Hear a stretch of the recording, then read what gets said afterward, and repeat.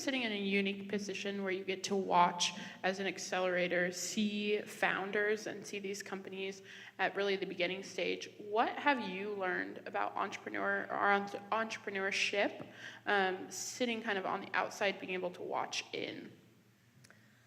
I think one of the biggest things that I think we got to and still get to observe was international founders specifically, is that they don't think big enough. And what I mean think big enough is they think within their home country, within their home region, within their home market. But when you come here, you're not just competing with the startups or companies from your own market, right? You're competing with the rest of the world. So your idea has to be big. It has to be applicable on the global scale. You have to be able to prove that, yes, you got your traction in your home market, but you can grow so much more and so much bigger. And you really have to believe in your idea, as I already told you probably too many times, but it's never enough. So I think thinking big is very important when you come here.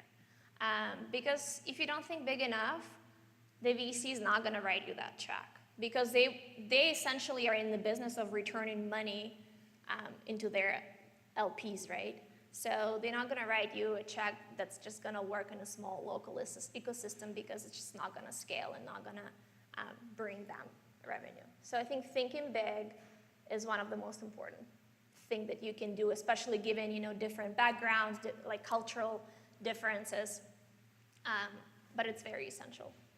And so on that topic of thinking big, why was Silicon Valley or San Francisco in general the place you wanted Founders Embassy to be versus anywhere else in the world?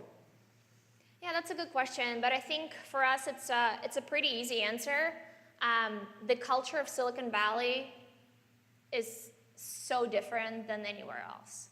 There's a lot of people, whether they're coming from a financial background like a VC or entrepreneurial background, as a founder, they're willing to give back. They're willing to share the lessons that they learn along the way, give the tip and help to get the access to the resources that maybe they have but the up-and-coming entrepreneurs don't have. But they will only do it if they see that you're passionate, if they see that you're fully committed. If you're kind of like half-assed and they're like, I'm not sure this, I think it's gonna work, that I think what I'm kind of doing, of course they're not gonna help you. But if you're really committed, they will. And I think that's the most important part, and that's one of the pillars that Founders Embassy is built upon, because we rely a lot on the thought leaders that teach those sessions to our entrepreneurs, that mentor them, that invest in them, because neither Andy and I not doing talking or public speaking. We usually, being me here on stage, it's like a very abnormal moment for myself. We're usually on the background and we have our experts do the talking, because those are the people that know exactly what the founders need, because they've gone through the similar experience. So I think that just the Silicon Valley culture is one of the most important parts why we are being here. Another part is still Silicon Valley is an epicenter of investment opportunities, right? Compared to anywhere in the world. Even though right now a lot of people start talking like, oh, what's the next Silicon Valley? Silicon Valley is not like hot as it used to be. What about, China? What about Shanghai or Beijing or Canada? And yes, there's a lot of amazing hubs and tech hubs that are growing, and a lot of ecosystem and government support that are provided for startups, but still Silicon Valley, just purely by numbers, is much larger than anybody else. I think for the last 5 years, there was about over $140 billion invested in the US.